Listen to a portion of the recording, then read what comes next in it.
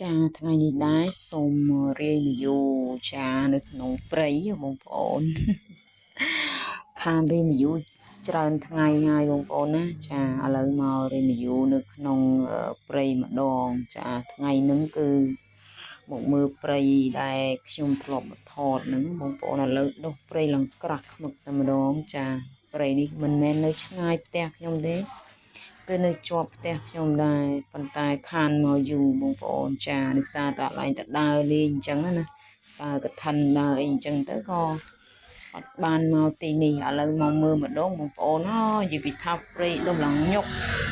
ប្រហែលថ្ងៃមុនគឺអាសាបានមកដល់ពេលរវល់ទៅក៏អត់បានមកបងប្អូនអញ្ចឹងមករីវីយូថ្ងៃនេះគឺចម្លែកបងប្អូន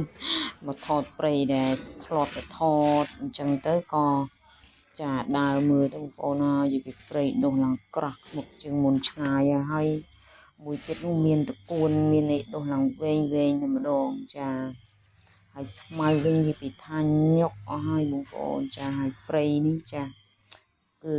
ម្ចាស់ផ្ទះខ្ញុំគាត់ទុកចោលអញ្ចឹងណាអត់មានអ្នកណាកាប់អីទេបងប្អូនចាហើយមើលតកួនវិញបងប្អូនវែងមែនតើតកួនស្រុកតកួនស្រែអត់មានជាតិគីមីទេបងប្អូនចាហើយបើសិនជាបងប្អូនណាចាត្រូវការមួយសម្លពីសម្លអាចមកបេះបានណាចាតកួននេះគឺល្អមែនតើវែងត្រួយលាស់ល្អបងប្អូនចាដុះនៅលើគោកតែម្ដងអត់មានទឹកនឹងក៏មានតិចដែរបងប្អូនណាមានបន្តិចទេដែលភ្លៀងមកអញ្ចឹងទៅនៅដកនៅតាមដីបែកកហែងអីអញ្ចឹងទៅចាហើយខ្ញុំពេលស្លអីក៏ខ្ញុំមកបេះដែរបងប្អូនណាចាព្រោះតែតកួនវាអត់មានជាតិគីមីដាក់ជីដាក់អីទេហើយក៏ត្រឡប់មកវិញនឹងចាប់ផ្ដើមធ្វើការងារខ្លួនឯងម្ដងបងប្អូនចាការងាររបស់ខ្ញុំនឹងគឺគ្មានអីច្រើនទេបងប្អូនណាគឺមានតែចិច្ចជុកនឹងចាជើងមន់កោះមន់ប្រហិតអីហ្នឹងគឺថាចារួចមួយថ្ងៃហើយរាល់ថ្ងៃហ្នឹងចាហើយការងារផ្សេងហ្នឹងក៏ឆ្លៀតបន្តិចអញ្ចឹងទៅដែលយើងពេលវេលាយើងមានកំណត់អញ្ចឹង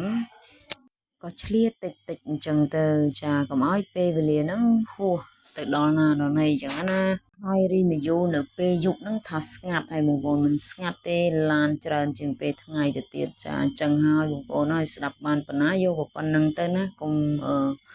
គិតច្រើនអីចាហើយខ្ញុំក៏សូមអធិស្ឋានដែរដែលនិយាយទៅដូចថាឮខ្យល់ឮអីមិនសូវច្បាស់អញ្ចឹងណាចាសង្ឃឹមថាបងប្អូននៅតែចង់ស្ដាប់បន្តរាល់វីដេអូរបស់ខ្ញុំដែលកំពុងតែចាហោះទៅអញ្ចឹងណាបងប្អូនចាអធិស្ឋានបើសិនជាមានវីដេអូដែលមិនសូវច្បាស់សំឡេងត្រង់ណាអីអញ្ចឹងណាចាព្រោះថា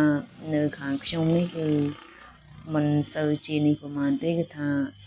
ខ្យល់ឡានច្រើនណាស់អញ្ចឹងចាមានកន្លែងណាដែលបងប្អូនស្ដាប់បានក៏បងប្អូនស្ដាប់ទទួលយកចាកន្លែងណាដែលបងប្អូនស្ដាប់មិនបានទេគឺរំលងចោលទៅបងប្អូនចា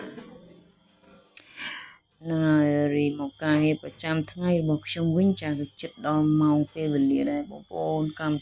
មការីគាត់ចេញពីធ្វើការបងប្អូនចាចឹងក៏ស្រុតដៃស្រុតជើងកាប់កោះកាប់អុំចាដាក់ចង្ក្រាននឹងប្រញាប់ធ្វើចាដើម្បីចាទុកជូនបងប្អូនដែលគាត់ចេញពីធ្វើការអញ្ចឹងណាចាហើយរីមកយូរនឹងមិនមែនวันនេះមកលេងប្រយោជន៍ខ្លួនឯងទេបងប្អូនចាគឺចង់ឲ្យបងប្អូនមួយចំនួនដែលគាត់ចាតែងតែត្អូញត្អែនៅក្នុងការរស់នៅណាចាអញ្ចឹងបងប្អូនអាចធ្វើវីដេអូនេះតាមខ្ញុំបានចាទៅព្រៃមកព្រៃហើយយើងកាប់កោះទៅបងប្អូនយកមករីវីយូនៅក្នុងនឹងទៅជូនបងប្អូនយើងដែលគាត់នៅស្រុកក្រៅណាបងប្អូនចានៅដូចជាបរទេសអាមេរិកសហរដ្ឋអាមេរិកអីចឹងទៅគាត់ឃើញទេសភាពនៅខាង ស្រុកស្រែជនបទអីចឹងនៅប្រទេសកម្ពុជាយើងអីចឹងទៅចាគាត់អាចនឹងផ្លែកភ្នែកដែរគាត់ទៅនៅស្រុកគេយូរពេកចឹងណាចាវី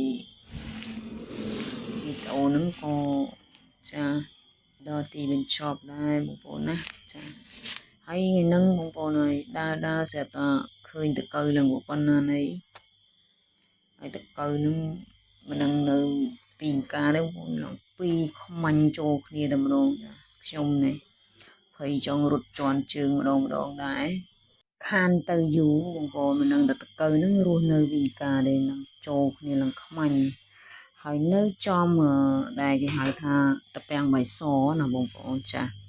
តាពាំងបៃសនឹងគេយកធ្វើអំបោសហើយខ្ញុំនឹងទៅមើលម្ដងទៀតហ្នឹងស្រាប់តែឡើងត្រឹមក្បាលខ្ញុំបាត់ហើយបងប្អូនការទៅមុនហ្នឹងគឺខ្លីទេខ្ញុំកាប់មួយសាហើយឥឡូវដុសឡើងវិញ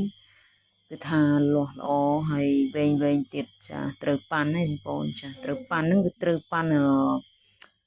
យកមកបំបោសធ្វើអំបោសអញ្ចឹងណាមិនត្រូវប៉ាន់នេះទេហ្នឹងហើយចាវីដេអូនឹងក៏សូមដល់ទីបញ្ចប់ដែរសូមជូនពរដល់បងប្អូនទាំងអស់គ្នាជួបតែសំណាងល្អចាមានសុខភាពល្អចារដូវកាលធ្លាក់ខ្យល់បែបនេះចាគឺបងប្អូនថែរក្សាសុខភាពទាំងអស់គ្នារួមទាំងខ្ញុំផងដែរចាបាយបាយជម្រាបលា